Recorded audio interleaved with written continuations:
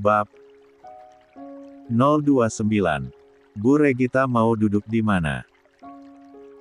Biar Nunung bawain minum, tanya Nunung. Nggak usah. Saya nggak akan lama kok, mau ajak Yas keluar sebentar, jawab Regita dan matanya menatap tajam pada Yasa.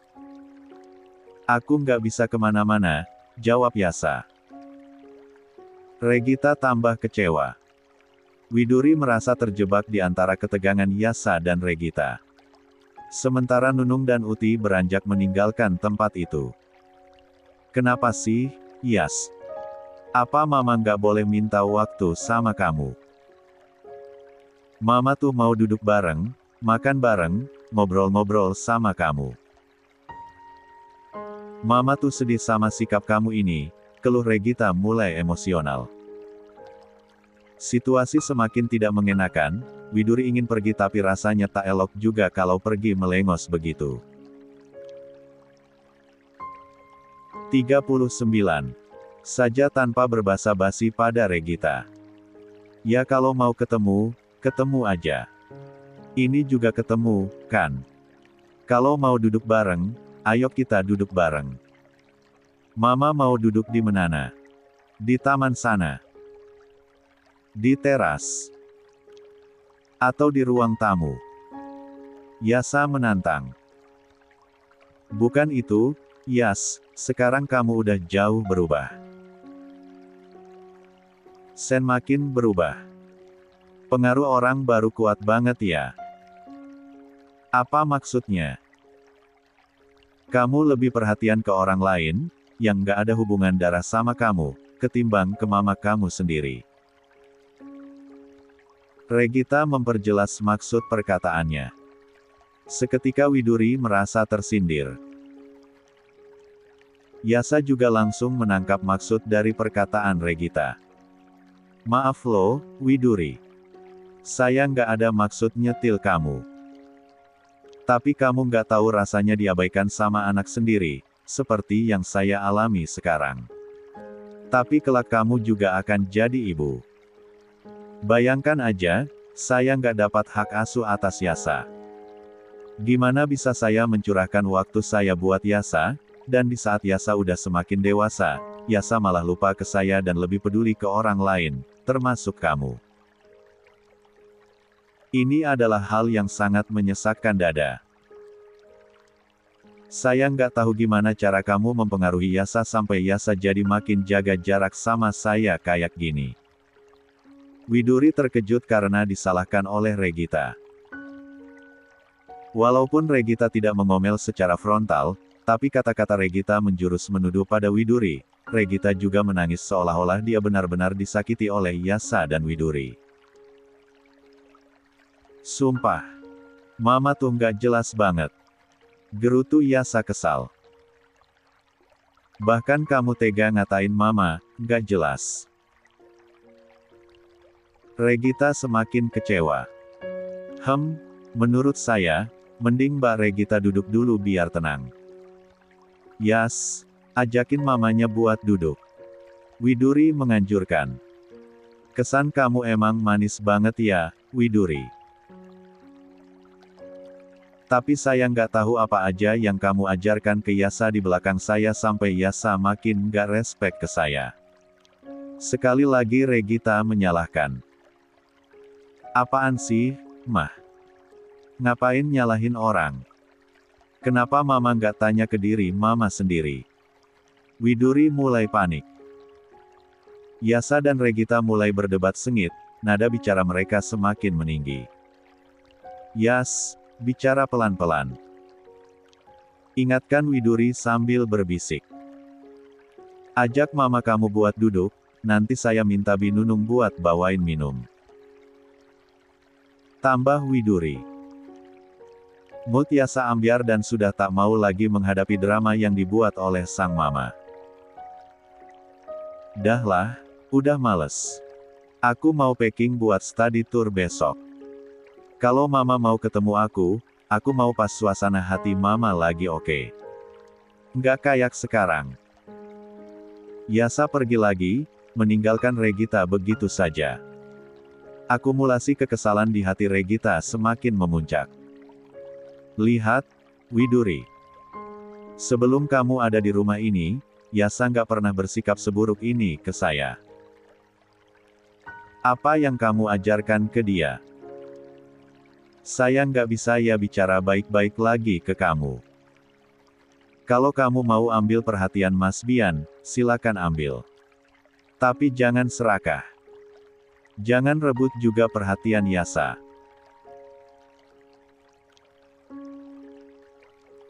40. Ujungnya, Regita malah menyalahkan Widuri. Kok Mbak Regita nyalahin saya ya? Seingat saya nggak pernah ngajarin yang jelek-jelek ke Yasa. Widuri tidak terima dan langsung membantah tuduhan Regita. Orang salah itu selebihnya nggak pernah sadar sih. Mungkin kamu ngedoktrin secara halus. Yasa baru beberapa langkah dan mendengar debat berlanjut di antara Regita dan Widuri. Yasa kesal, tapi dia kembali memutar langkah ke titik di mana Widuri dan Regita berada. Maaf ya, Mbak. Bahkan, sekedar niat pun, saya nggak pernah berpikiran buat ngasih pengaruh buruk ke Yasa. Tegas Widuri, lama-lama dia terpancing dengan provokasi Regita. Udah, jangan debat sama Mama. Mama lagi butuh waktu sendiri buat merenung. Yasa menarik tangan Widuri lalu menggajak Widuri untuk pergi dari sana. Yasa, seru Regita kesal. Aku dapat tugas buat jaga calon adikku dari nenek. Please Mama jangan coba-coba bikin mentalnya down. Ibu hamil itu sensitif banget, itu yang aku tahu. Yasa. Yas. Panggil-panggil Regita. Tapi Yasa tidak peduli dan terus menjauhkan Widuri dari Regita. Setelah sampai di dekat pintu. Sana masuk. Kata Yasa pada Widuri lalu melepaskan tangannya. Selesaikan masalah kamu sama mama kamu secara baik-baik. Iya. Sana masuk. Jawab Yasa acuh tak acuh lalu ia kembali menghampiri Regita yang misuh-misuh sendiri karena kesal. Dan di saat yang bersamaan, Bian datang dan merasa ada yang tidak beres begitu melihat Regita menangis tak karuan. Kemudian melihat Yasa datang mendekat pada Regita dan Widuri yang masih berdiri dengan wajah risau di teras rumah. Ada apa ini? 41. Ada apa ini, Yas? Mama kamu kenapa? Tanya Bian begitu keluar dari mobilnya.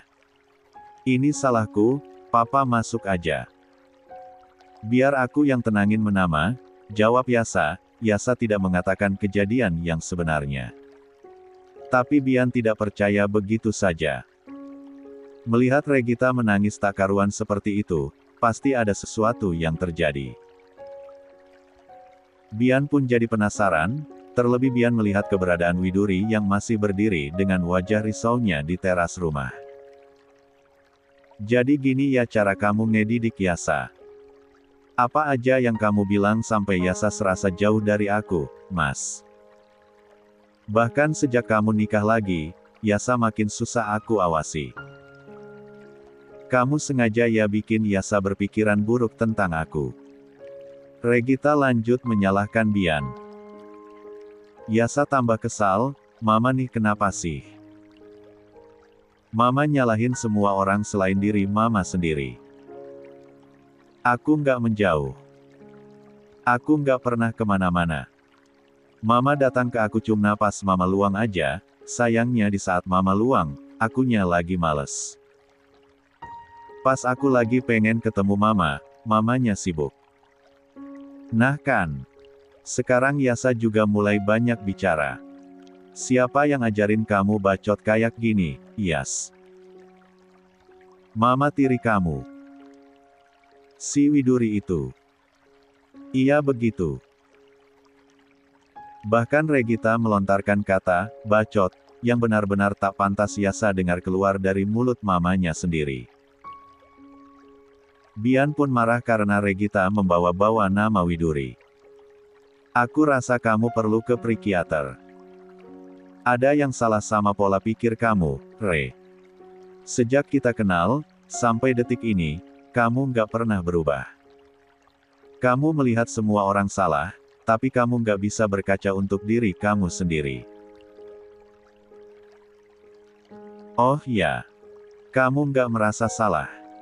Kamu sudah merenggut masa mudaku, Mas. Kamu membujuk aku dengan kata-kata indah. Kamu membuat aku harus menanggung beban berat di saat usiaku masih belasan. Kamu membuat aku frustasi dengan sebuah kehamilan yang aku belum siap untuk menjalaninya. Kamu sangat menekan mentalku. Dan kamu malah nyalahin aku atas apa yang terjadi ini. Untuk kesekian kalinya, Yasa berdiri di antara pertengkaran mama dan papanya. Mungkin itu terlihat biasa saja bagi yang melihat, tapi pertengkaran itu adalah pukulan telak bagi Yasa, padahal keduanya sudah bercerai. Pertengkaran abadi seperti itu semakin memudarkan kepercayaan Yasa akan cinta yang benar-benar sejati. Persetan. Persetan dengan cinta sejati. Teriak Yasa di dalam hati. Kamu masih mau membahas itu? Kamu masih merasa terbebani dengan kehamilan kamu di masa lalu. Terus sekarang kamu menuntut Yasa untuk menyesuaikan jadwal kamu buat ketemu. Bian memojokkan Regita. So what? Dia lahir dari rahimku.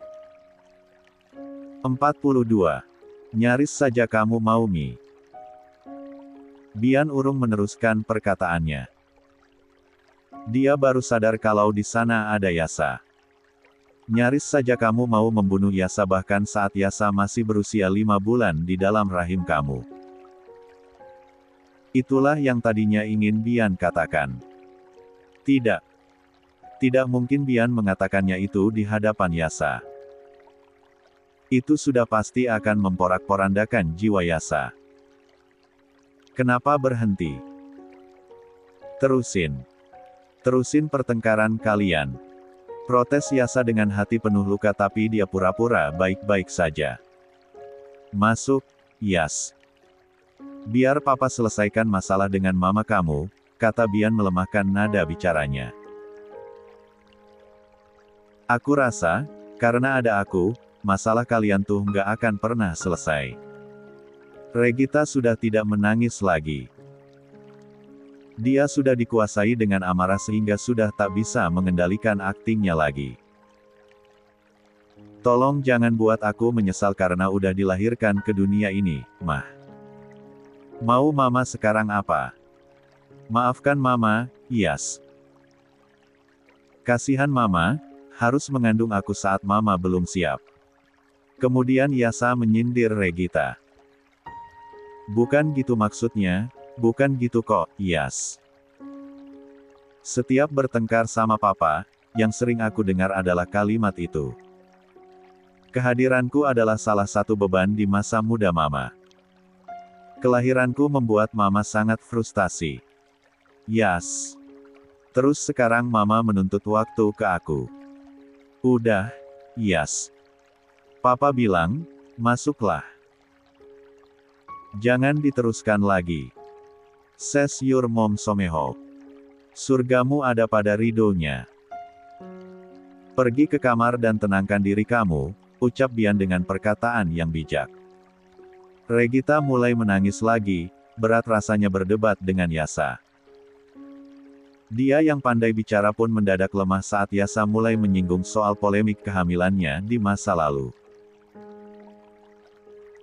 Dan kamu, Re, pulanglah, jernihkan pikiran kamu. Temui Yasa setelah pikiran kamu jernih. Dan satu lagi, aku nggak pernah mengatakan sesuatu yang buruk tentang kamu. Nggak pernah sama sekali. Ucap Bian pada Regita kali ini.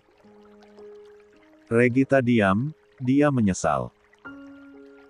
Karena Yasa diam saja, akhirnya Bian memutuskan untuk merangkul Yasa untuk masuk ke dalam rumah bersama-sama meninggalkan Regita sendiri di halaman rumah yang luas itu. Regita malu sekaligus sedih karena tak bisa bicara baik-baik pada Yasa. Dia menyesali hal itu.